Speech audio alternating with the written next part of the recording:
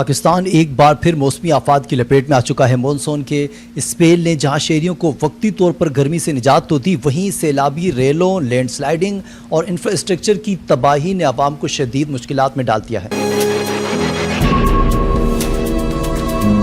کراچی سمیت سندھ، بلوچستان اور خیبر پختونخوا میں مونسون کے نئے اسپیل نے ایک بار پھر خطرے کی گھنٹی بجا دی ہے۔ سوال یہ ہے کہ آخر ہماری بڑی شہروں کی میونسپل سروسز اور صوبائی حکومتیں ہر سال اس آفت میں کیوں ڈوب جاتی ہیں؟ آج کی ویڈیو میں بارش سے پیدا ہونے والی تمام صورتحال کا تجزیہ کرتے ہیں۔ السلام علیکم، آپ دیکھ رہے ہیں حق پاکستان نیوز، میں ہوں کاشف رضا۔ سب سے پہلے آغاز کرتے ہیں کراچی سے۔ آج صبح شہر کے مختلف علاقوں میں بارش شروع ہوئی۔ گلشن حدید سے لے کر ڈیفینس اور کلفٹن تک، یونیورسٹی روڈ سے لے کر ایئرپورٹ تک ہر جگہ پانی جمع ہو گیا۔ موسلادھار بارش کے بعد اسٹیڈیم روڈ ہو یا نیو ٹاؤن ہو، پولیس اسٹیشن کے اطراف سڑکیں ندی نالوں کا منظر پیش کرنے لگی۔ تمام کراچی کی سڑکیں پانی میں ڈوب چکی ہیں۔ گلشن حدید، لانڈی، کورنگی، اورنگی، بلدیہ، ڈیفینس، کلفٹن، شارع فیصل اور یونیورسٹی روڈ سمیت تقریباً پورا شہر بارش کے پانی میں ڈوبا ہوا ہے۔ اسٹیڈیم روڈ اور جیل چرنگی کے اطراف فٹ پاتھ تک پانی کھڑا ہو چکا ہے، جس نے ٹریفک جام اور شہریوں کو مشکلات میں ڈال دیا ہے۔ سوال یہ پیدا ہوتا ہے ناظرین کہ ہر سال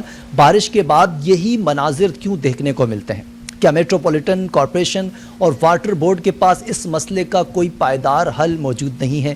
کیونکہ جب بارش آتی ہے شہر قائد میں یہی مناظر دیکھنے کو ملتے ہیں۔ اور ایک اور سوال کہ آخر اتنے برسوں کے بعد بھی نکاسی آپ کا کوئی مسئلہ حل کیوں نہیں ہوتا؟ شہری ہر سال یہی اذیت کیوں جھیلتے ہیں؟ یہی حال سندھ کے دیگر شہروں کا بھی ہے۔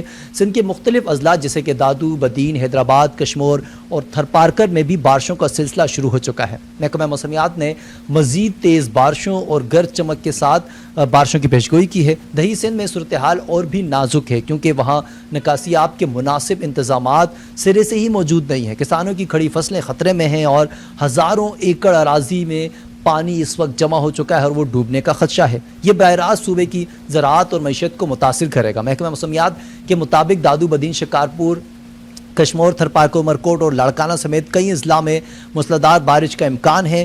کیا مقامی حکومتیں پہلے سے تیار تھیں یا ایک بار پھر لوگ اپنی مدد آپ کے تحت ہی اس موسمی صورتحال سے لڑیں گے؟ ادھر بلوچستان کی اگر بات کریں تو وہاں بھی صورتحال بہت زیادہ سنگین ہے۔ بلوچستان میں بارش نے تباہی کی نئی داستان رقم کر دی ہے۔ کوئٹہ سے سبی شاہراہ سمیت مختلف مقامات پر اس وقت وہ بند ہو چکے ہیں، جس سے صوبے کا مواصلاتی نظام درم برم ہو چکا ہے۔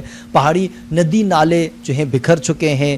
خزدار، لسبیلا اور اوران میں طوفانی بارشوں نے لوگوں کی زندگی متاثر کر دی ہے۔ پی ڈی ایم بلوچستان کے مطابق صرف 28 جون سے اب تک 22 افراد جاں بحق ہو چکے ہیں، جن میں 13 خواتین اور 4 بچے بھی شامل ہیں۔ ساتھ میں اکثر افراد سیلابی ریلے میں بہہ گئے، کچھ کرنٹ لگنے سے اور کچھ مکانوں کی چھت یا دیوار گرنے سے لقمہ اجل بنے۔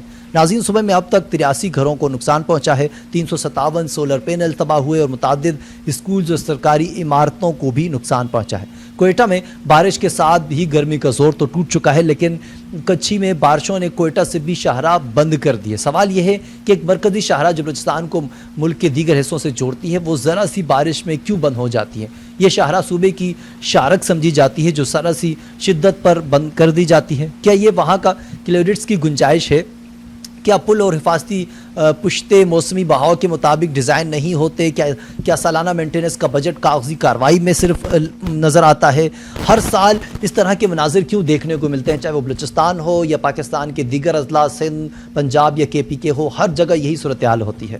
اور اگر بات کریں خیبر پختونخوا کی تو خیبر پختونخوا بھی ان بارشوں سے بہت زیادہ متاثر ہوا ہے۔ صرف بونیر میں سیلاب سے 225 افراد جمع ہوئے۔ خیبر پختونخوا میں حالیہ بارشوں اور اچانک سیلاب کے باعث بڑے پیمانے پر جانی اور مالی نقصان ہوا ہے۔ صوبائی ڈیزاسٹر مینجمنٹ اتھارٹی کی جاری کردہ رپورٹ کے مطابق مختلف حادثات میں اب تک 358 افراد زندگی کی بازی ہار چکے ہیں، جبکہ 181 افراد زخمی ہیں۔ پی ڈی ایم اے کی جاری کردہ رپورٹ کے مطابق جاں بحق افراد میں 287 مرد، 41 خواتین اور 30 بچے بھی شامل ہیں، جبکہ زخمیوں میں 144 مرد، 27 خواتین اور 10 بچے شامل ہیں۔ ناظرین، بارشوں اور سیلاب کے نتیجے میں مجموعی طور پر 780 مکانات متاثر ہوئے، جن میں سے 441 کو جزوی اور 349 کو مکمل طور پر نقصان پہنچا۔ پی ڈی ایم کے مطابق خیبر پختونخوا کے ضلع بونیر سے سب سے زیادہ متاثر ہوا ہے، جہاں اب تک 225 افراد جاں بحق ہوئے۔ دیگر متاثرہ اضلاع میں سوات، باچوڑ، مانسیرہ، شانگلہ، دیر، لوئر، بٹگرام اور سوابی شامل ہیں۔ محکمہ موسمیات کی پیشگوئی کے مطابق 17 سے 19 اگست کے دوران مزید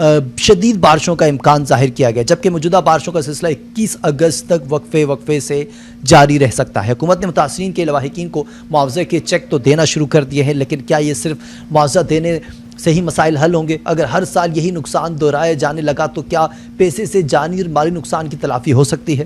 سب سے زیادہ دل دہلا دینے والا واقعہ تھا وہ بنیر۔ پولیس نے ایک تباہ شدہ گھر سے ایک کمسن بچی کو زندہ نکالا، اس کا پورا خاندان 9 افراد پر مشتمل سیلاب میں بہہ چکا تھا۔ سوال یہ ہے کہ یہ معصوم بچی اب اپنی باقی زندگی کس طرح سے گزاری اور کیا ریاست اس کے مستقبل کی ضمانت دے گی؟ سوات اور مالاکنڈ میں حالات اتنے خراب ہو چکے ہیں کہ اسکول بند ہیں، تعلیمی ادارے مکمل طور پر تباہ حال ہو چکے ہیں، ہزاروں بچے گھروں میں محصور ہو چکے ہیں۔ کیا یہ بھی ہمارے تعلیمی نظام پر ایک کاری ضرب نہیں ہے؟ ریسکیو آپریشن میں پاک فوج اور فرنٹیئر کور نے بھی بھرپور حصہ لیا، سڑکیں کھولی، میڈیکل کمپلیکس لگائے، راشن اور دیوات تقسیم کی۔ سوال یہ ہے ناظرین، جب سول ادارے ناکام ہو جاتے ہیں تو ہمیں ہر بار پاکستان فوج کی جانب دیکھنا پڑتا ہے اور وہ پھر آ کے سہارا دیتی ہیں۔ کہ یہی وہ لمحہ نہیں کہ ہم اپنی مقامی حکومتوں اور اداروں کو فعال بنانے پر سنجیدہ ہوں یا اس کے پر سوال اٹھائیں؟ ادھر کے پی کے حکومت نے سیکیورٹی بلدیات کو ریلیف اور بحالی کی ذمہ داری سونپ دی ہے۔ وہ مختلف محکموں کے ساتھ مل کر ڈیٹا جمع کریں گے اور منصوبہ بندی کریں گے۔